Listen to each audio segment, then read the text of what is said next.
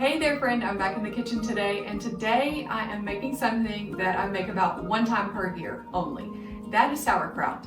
I love to have sauerkraut on hand at all times, and since it's just me that eats it here at my house, it lasts me quite a long time whenever I make it. So I have a batch that I made last year about this time. This is how much I have left. This is a half-gallon jar, and I just cracked into this half-gallon the other day. I had the date on it from when I actually started this fermentation, and it was December 2022. So it's been in the fridge for a long time at this point, and it's still as good. The flavor is great still, but the cabbage is actually pretty soft. So it doesn't have any crunch to it like I like for it to have. So I'm starting a couple of fresh batches today because I like for it to be a little bit fresher and have more crunch to it. It just has a better texture that way. So I will continue to eat last year's until this year's is done in about, I don't know, 10 days or 2 weeks or so. And then at that point, I'm gonna take last year's and give it to the chickens because I've had enough of this batch in particular. Like I said, the flavor is still great, but the texture is not what I like at all. So the chickens will be glad to eat that as well, and that'll give them a little bit of a probiotic boost, so that won't hurt either. I'm gonna put this one back in the fridge so that I can have it nice and cold. But I wanted to show you exactly how I make the sauerkraut. It couldn't be easier. It really couldn't be easier. It's literally cutting up cabbage, putting salt on it, and putting it in a jar. You walk away from it for 5 days. You can go up to 3 weeks for the fermentation. It is so simple. But let's walk through it together today. I'll show you exactly how I make enough sauerkraut to last myself a whole year. That you bought from the farmer's market or online.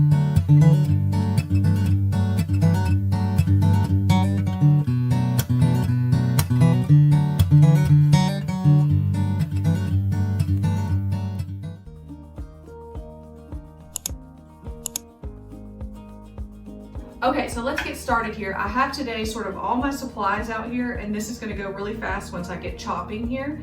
So I've got 2 different cabbage. I've got a red cabbage and I've got a green cabbage. These are both organic cabbages, and I like to do the highest quality of everything that I can. Since this is something that I make one time per year and I enjoy it all year long, I try to make it really, really high quality. So I've got cabbage here.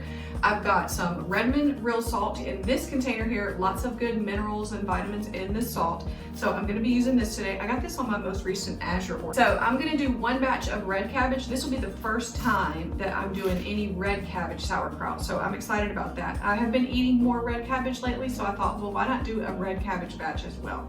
So one thing I want to do before I get started here is just weigh these cabbages. I'm not exactly sure how much they weigh since I got them at the grocery store. So I'm gonna grab my scale out here and just weigh them and see if they should be, like this one feels like it's about 5 pounds. This one is 4.5 pounds. So for every 5 pounds of cabbage, I use 3 tablespoons of salt. So I'll just go a little bit under on the 3 tablespoons for this green one. This one is probably a little bit less. This one is right at 4 pounds. So I will also go a hair under, about 2.5 tablespoons, probably for both of these, each one. So now we will just, the scale can go away. I just like to get a general idea of exactly how much is there. That way I use the correct amount of salt, of course. So I'm gonna peel off some of these outside leaves here before we get started because we may need them in the end, and I'll show you why. But now I'm just gonna go ahead and get chopping on this cabbage. We're gonna do 1 at a time because I don't wanna mix the 2 colors. So I'll just chop it, throw it over into my bowl here, and then I'll show you how to proceed from there. Okay, you see it takes me a minute to figure out exactly how I'm gonna crack into this cabbage. And a little tip for when you are actually buying cabbage at the grocery store is to find the hardest and heaviest ones that you can. That way you're getting the most bang for your buck there. You want one that is nice and hard, heavy, feels heavier than it should because you want it to be super, super tight and compact inside. Now, in order to prevent this from getting soggy by the end of the year, this coming up year, I'm going to cut this a little bit more chunky than I did my last batch. The last batch I did more of a shred, And this, I'm just going to cut it into some chunky pieces. Now I don't want it that thick, actually.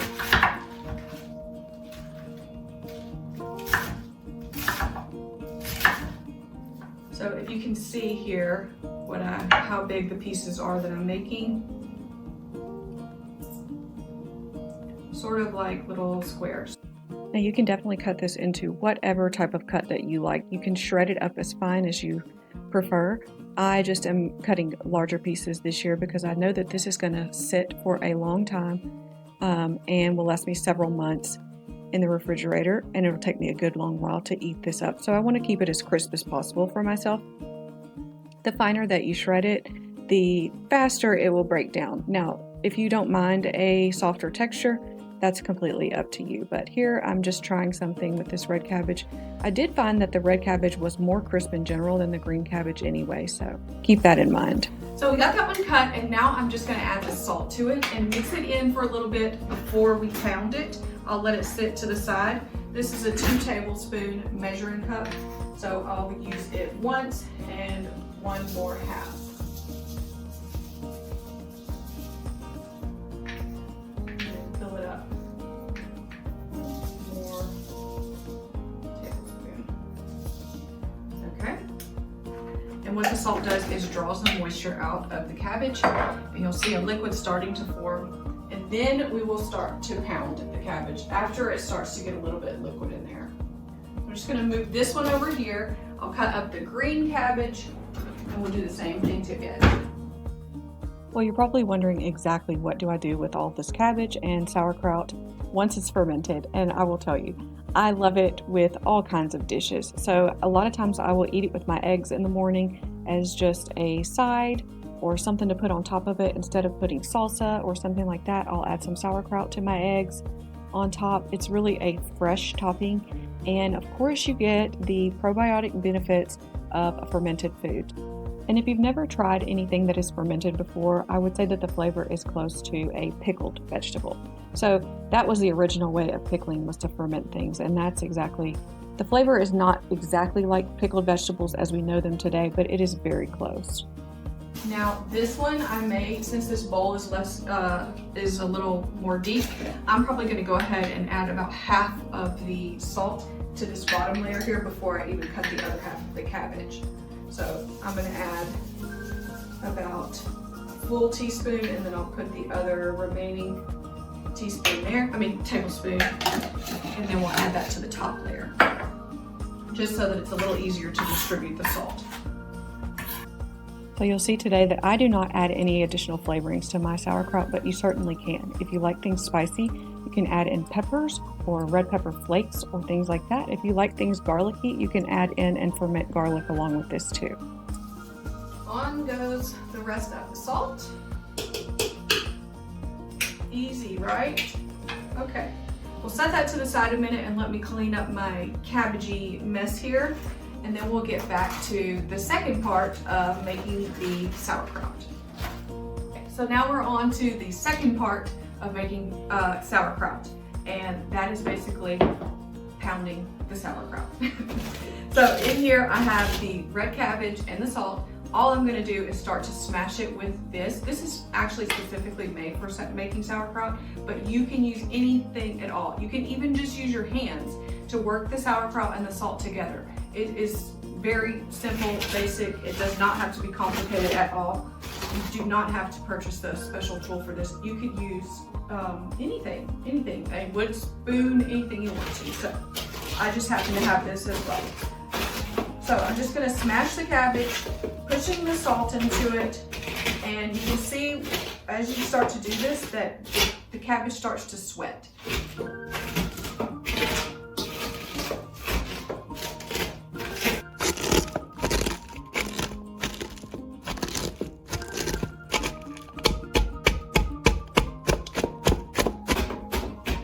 Okay, so at this point I've been pounding this for probably, I don't know, 2 or 3 minutes, and it is starting to sweat more. Basically what you're doing is breaking down the cabbage just a little bit so that more of the cell structure is exposed to the salt. which can allow more water to come out of it. So that's why you're pounding it in the first place. I'm gonna keep pounding probably 3 or 4 more minutes, and then I'll set this to the side for a little while and come back to it after I do the other. I'll just rinse this off and now we'll go in for this one. Of course, this one's gonna be harder to pound because it's in a deeper bowl. Okay, you guys, let's finish this project out. So I pounded out the cabbage with the salt in it, and it has just been sitting over here to the side for about 20 minutes. So all I did in the interim was I'd want to do some fermented green beans as well. So I just stuffed a bunch of fresh green beans into this jar here, and I put a saltwater brine on them. So for the saltwater brine, all I did was heat up 2 cups of filtered water. So I heated that up in the microwave for about 1 minute and 30 seconds until it was nice and warm. And then I dissolved a full tablespoon of salt in that. After I dissolved the salt in there in that nice hot water, I filled it up the rest of the way up to 4 cups with nice cool filtered water so that it would take the temperature down of the brine solution. And then after I stuffed the green beans into this jar, I just filled it up with the brine solution, and I will show you how I finish that off here in just a few minutes. So for now, we're going to stuff the pounded cabbage into these half-gallon jars. I'm not sure how many jars I'll need, so I'm just gonna start with all of these. Well, let me move this one away. Let me move a couple away here because I'm not exactly sure how many we'll need. So I'm gonna start with the red cabbage, and all you wanna do is fit this into the jar as tightly as possible. I'm gonna get my pounding thing back out here for just a minute and get this all into the jars. Now, I may use a canning funnel actually because I really don't wanna make an enormous mess. So to put it over into the jars, I'll just use a funnel, and then I'll pound it down or push it down with the mallet here.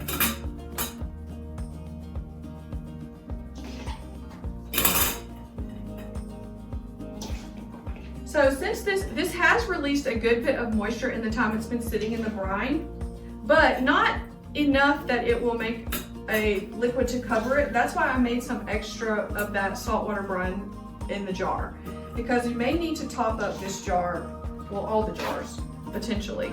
So let's see exactly where we stand once we pound this down. You want to get out as much room as possible for air to be in there.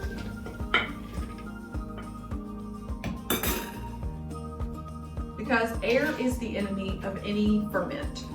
Any time that there is product exposed to air, it can grow mold. So that is what you are definitely trying to avoid here.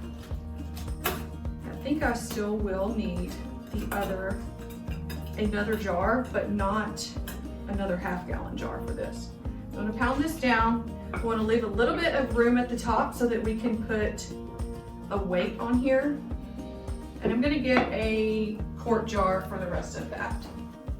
You see that I'm using half-gallon size canning jars for this, and I wanted to let you know that in the month of December, if you're going to place an Azure standard order, if that's something that you use, all of the canning jars are on sale there, and they have an incredible price on those half-gallon ones, especially 6 jars for $12 or around $12. So you might want to check into that if you're looking for anything like this size for the month of December, and definitely add some jars to your Azure Standard order. I'll leave a link to Azure Standard in the description box below as well. Okay, I went to all that trouble to get another jar, and this actually all fit into there, so that's better anyway. Now, as I said, the red cabbage does not have as much brine that came out of the cabbage itself, so I need to add some of the liquid brine that I made to that one. And where did I put it? There it is. So I'm going to top it up here with liquid brine. I'm also going to add a little bit to this one too, even though there is enough in there to cover the product. This one I'm going to kind of pound this in because I want it to sink down into all the layers there.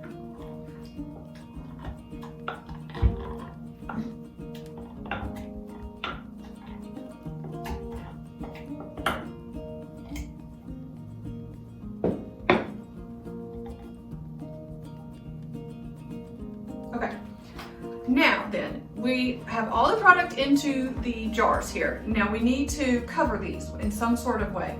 Number one is to keep the cabbage from being exposed to air. So that means we need to put something to weigh this all down and keep it under the saltwater solution. So that is why we save some of these cabbage leaves here. So what I'm gonna do is kind of fold them in such a way that they can push down on this product here. So I'm just gonna stuff it into the top of the jar. And hopefully, yep, that's gonna be just right.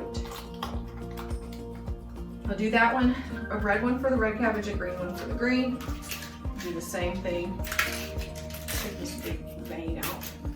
Do the same thing over here. These are not parts that you'll eat. This is just to give us a covering of sorts for this top part. And something that the weight will push onto. So you have a few different options for lid covers. I've got Clark here now. He's wanting to do some things outdoors, which he can't do right this second. So you have a few different options for weights here. Ball Canning sells these spring-loaded and lids. So those I'm going to use on here. This is a very simple way to cover your product. Now I'm going to add a little bit more brine to this one because it still is not quite as full as I would want it. You can add as much as you want over the product line. So sometimes even during the fermentation process, it will bubble up and some of it will run out. That's why you need to set these into a Pyrex dish or something so they don't bubble out onto your countertop or something. You see I'm pushing down the top part here and I'm getting air bubbles out. So we want all the air bubbles out, as many as possible at least. And then the liquid is still above any and all product, so that's good. Now we'll use this little now we'll use this little spring and a lid to put on here, and that will continue to keep pressure on there so that all the product stays down below the water line. This is a nice lid. They sell these as fermentation lids because it has a little bit of a vent here where the gases can bubble out and escape without making the lid bulge or anything like that. So that is a good way to go. This one, we're gonna do the exact same thing with the spring-loaded, the spring thing here, and then we'll put the lid on top.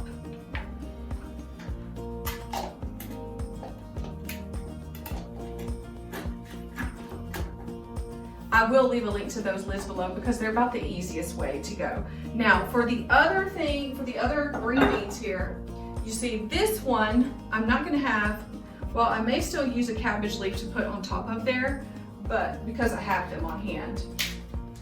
And that will just keep the green beans themselves below that water line too.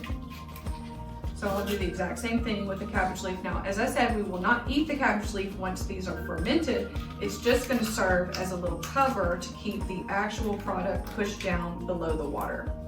So for this one, I'm going to use a different style of lid, which is a little silicone, almost like a little silicone gasket. It allows the gas to escape. So this one sits right on top too. Some of this liquid may be pushed out when I put the lid on here. You need this lid here. Okay, so I'm just gonna push down and I'll put this ring on here. This is the actual ring from this jar. Oh boy, hopefully it's all gonna fit. I'm not sure. There we go. So we're gonna use this style of lid on here. Push out some of that air.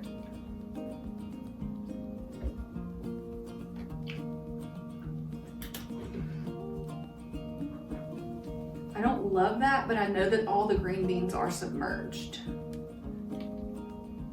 Now, you saw a bunch of liquid come out of that one when I did it, but there's still plenty to cover all the green beans. And you see I'm dripping there. So I'm gonna put all of this into a Pyrex glass dish. Okay, I'm just gonna put a piece of paper towel in the bottom here so that these things don't slip and slide around. But all the jars, put them over into a glass dish like this so that you can leave them on your countertop. And I'm gonna put these back there. That way each day I can watch them and make sure they're doing okay. Also have my kombucha going back here.